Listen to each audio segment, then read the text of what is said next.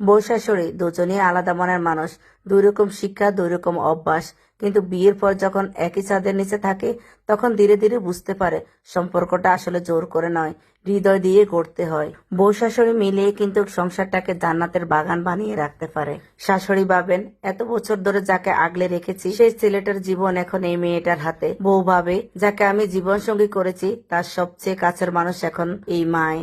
একটু সম্মান, একটু ধৈর্য আর খুব অল্প একটু ভালোবাসেই এই দুজন মানুষের দূরত্ব কমিয়ে এনে এক পরিবারকে হাসিতে ভরিয়ে দিতে পারে। শাশুড়ি যদি বউকে শুধু বউ না ভেবে মেয়ের জায়গায় রাখেন, তাহলে বউ শাশুড়িকে শুধু স্বামীর মা নয়, নিজের মা বলেই মনে করতে শিখে যায়। বউ ভুল করলে শাশুড়ি যদি রাগ না করে পথ দেখান, সঠিকটা শিখিয়ে দেন, বউ যদি মন থেকে শিখে নেয়, আর শাশুড়ি যদি মন খারাপ করে, বউ যদি পাশে গিয়ে দাঁড়ায়, তাহলে সম্পর্কটা শুধু ভালো না, বরং অনুপ্রেরণা হয়ে ওঠে। অন্যদিকে বউ যদি ঘরের নিয়মগুলোকে সম্মান করে, শাশুড়ি যদি বউয়ের নতুন স্বপ্নগুলোকে জায়গা দেন, তাহলে সংসারটা হয়ে ওঠে নিরাপদ এক আশ্রয়। আসলে সম্পর্ক সুন্দর করার দায়িত্ব একা কারণ নয়, দুজনের ছোট ছোট বোঝাপড়া, দুজনের সামান্য ত্যাগ আর কিছু হাসি মুখ একটি বাড়িকে ঘর বানায়, ঘরকে পরিবার বানায়।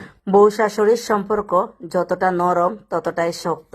যদি সেখানে থাকে ভালোবাসা, সহনশীলতা আর শ্রদ্ধা, তাহলে শক্ত না হয়ে নরমই থাকবে। কারণ দিন শেষে সবাই একই পরিবারের মানুষ।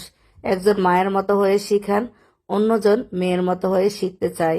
এভাবেই ধীরে ধীরে সৃষ্টি হয় মায়ের মতো শাশুড়ি আর মেয়ের মতো বউ। সম্পর্ককে সুন্দর করা মানে শুধু শব্দে নয়, প্রতিদিনের ছোট ছোট কাজ, ধৈর্য, বোঝাপড়া, সেটাকে প্রাণবন্ত করা। তাহলে একটা পরিবার দীর্ঘস্থায়ী সুখী হয়।